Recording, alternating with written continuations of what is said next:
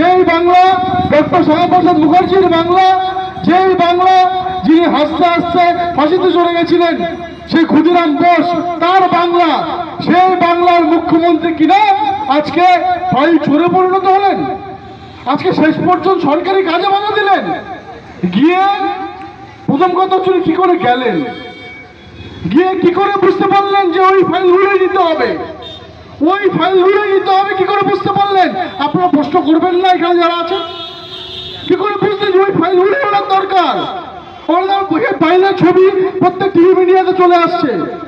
ওখানে কি কি ফাইল আমরা দেখতে পাচ্ছি? 2022-এর লেখা একটা ফাইল। তো উনি যে বলছেন যে ওনার নাকি যারা যারা ক্যান্ডিডেট হবে তার লিস্ট তৃণমূল কংগ্রেসের অফিসে না থেকে তার লিস্ট আপনার ওনার 30 হরিষের না থেকে একটা কর্পোরেট সংস্থা তার কাছে কি করে থাকে, এটার প্রথম প্রশ্ন। তারপরে প্রশ্ন হচ্ছে যে উনি যে মিথ্যা কথা বলেছেন তার কারণ হচ্ছে যে এই ছবিগুলো আমরা দেখতে পাচ্ছি আজকে টিভি মিডিয়াতে, আমরা দেখি 2022 লেখা, তো 2026। তারপর আমরা কি দেখতে পাচ্ছি? এই যে বারবার বারবার প্রতি ক্লাবে ক্লাবে উনি টাকা দেন।